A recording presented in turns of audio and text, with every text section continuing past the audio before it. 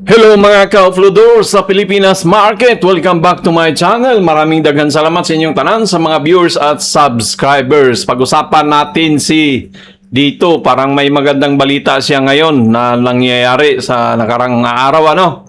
So, bago ang lahat, huwag kalimutan mag-subscribe sa ating channel, Offloader sa Pinas Market, sa PSEI yan, Tagalog.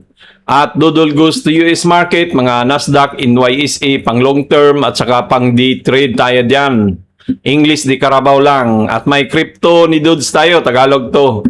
So, bearish pa tayo sa Bitcoin yan. So, tara let's si Beto, dito na tayo. So, ano muna, ang nag-close tayo nung Friday, PCI 6286, 1.01%. Ito na ba ang pagtuloy-tuloy na angat ng PSEI? Balik na ba?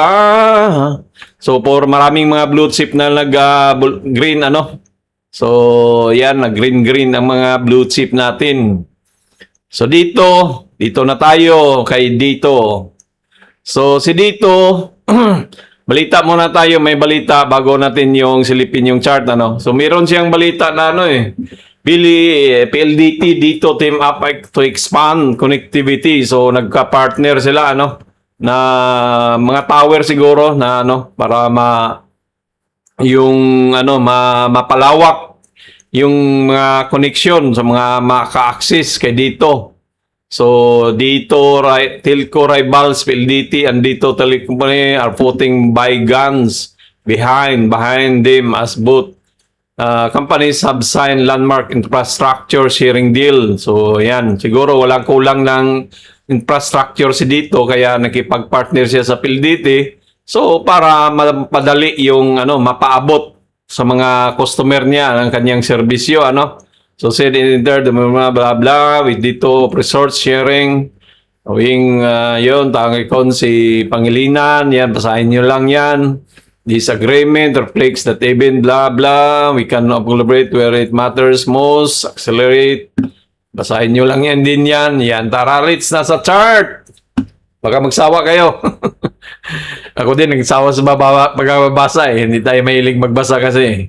So, basta yung headlines lang na may sila partner, So, si dito, last nating review kay dito ay dito tayo, sa bandang dito, sa 0.73, nasabi natin na pwedeng umangat, pullback, angat-angat, ganon. So, dahil may resistant diyan sa bandang 0.78 at may support tayo dito sa 0.64. So, nangyari ngayon ay na-break niya yung itong 0.79, Mas maganda pa to pag magkaroon ng kandila sa Lunes ay magtuloy-tuloy ang kanyang kandila diyan na lalabas diyan sa dito na lalabas sa 0.79, sa above na siya. Para talaga masabi natin na bullish na to si dito.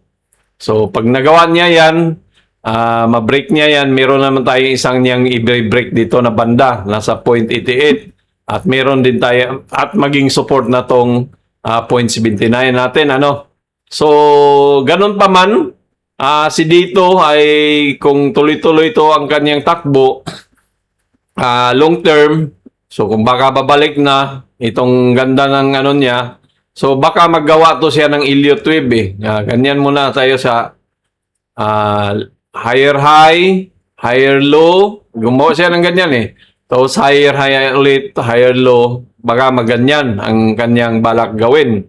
So dapat mag-maintain tong ni dito na tuloy-tuloy. Kailangan i-break niya tong 0.88 kasi kung hindi, pwede din yan magganon yan si dito, Pwede din yan mag-pullback ulit, babalik doon sa baba. So, yun yung diyan kung hindi to malakas na pag umakyat siya diyan, hindi niya kayang i-break yung 0.88. Yun ang problema. So, tingnan natin yung mga technical analysis ni TradingView kasi isa sa din to Wala siyang tawag niyan forecast, so may technical sell or buy siya, Buy ang sinasabi niya, strong buy, pero tingnan natin yung long term, saan yung may mga sell, may 0.84, may 0.80, so malakas talaga yan, kasi 200 exponential moving average, so medyo matagal-tagal yan. Kung ba ibig sabihin, 200 na days, so halos isang taon, So meron din tayong 1.22, 1.99, so 1.88 yung mataas. So meron tayo dito sa 2 point, so may 3.06 tayo na 3.74 pa meron dito.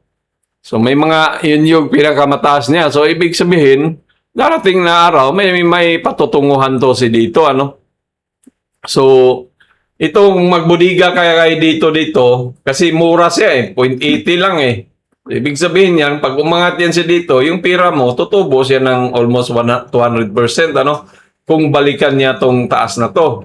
So, hindi naman papayag yung mga negosyante na hindi kikita sila, May chance din yan na lumago. So, doon base sa technical analysis ni TradingView, meron siyang 3.74 na sell order block. So, ito yung dito sa taas. So, ibig sabihin, may posibilidad na itong si dito, pwede ding humataw yan diyan sa taas na yan. Kasi doon yung sell order block. So, wala tayong... So, yung mga naipit dito sa taas, maraming naipit dito Dito banda dito kasi. Kaya, dapat maganda diyan ay bilhin mo na siya ng pasalubong or maganda, gawa ka ng isang account, bilhin mo sa kabila para talagang maganda, pasarap pakinggan o yung pakiramdam mo na kumikita ka na, di ba? Kasi dito mo siya binili sa ilalim, kung doon ka sa kabila. Pero kung kung dito mayroon kang hawak, tapos sabihin natin, BDO mo siya nabili, tapos bilhin mo lang siya sa BDO, piso cost averaging lang yan. Pero kung may BPI ka o Metrobank na broker dito, hindi mo pa siya nabili, kung gusto mong ma-experience yung umangat, dito mo siya bilhin sa BDO or BPI nung wala ka pang hawak na share. Ganon ang ginagawa ko sa mga stock na ipit ako Doon kaya may tatlong akong broker Metrobank, Call, BDO. Yun. So BPI na block yung hindi ko na na-activate. So kasi ang yan, yung mga ganyang kasi mga order, pinupuntahan niya ng example ko to sa inyo itong NBBE. Hindi. Saan yung mga ko ginawang, meron akong ginawang GLHL. Ito, HL. Para mapahaba lang video natin, Hindi, ito yung, bakit tinitingnan ko yung mga technical sale na mga IMA. Kasi, sa US market kasi, ganun ang ginagawa nila. Pinupuntahan nila yung mga, na yan. Yung mga sale na, yan, katulad niyan, 30 minutes time frame, 200 MA, dito 13.17. Nasaan si ngayon, si itong stock na to, GLHL, nasa 18 siya. Napuntahan niya yung 18, pero nag-pullback siya dahil Friday, tapos may mga 1 month TPE tayo, time frame na 9, howling moving average, may 1 day time frame, 30 EMA, 1 week.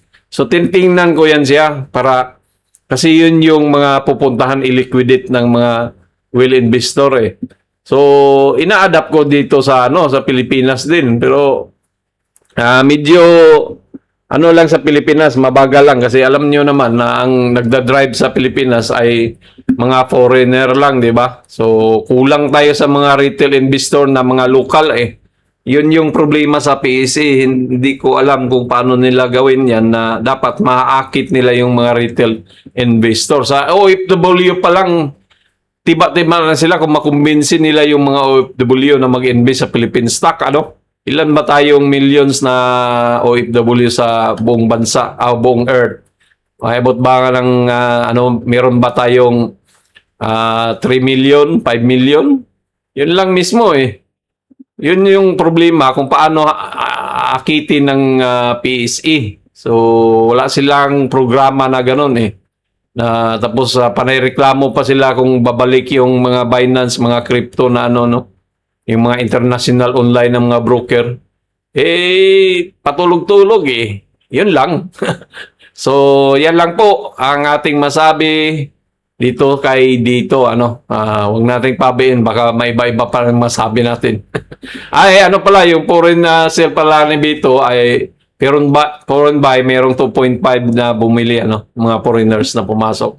So wag kalimutan, uploader sa Pilipinas market, Dodol goes to US market at crypto ni Dudes. Adios mi amigos, mi amigas.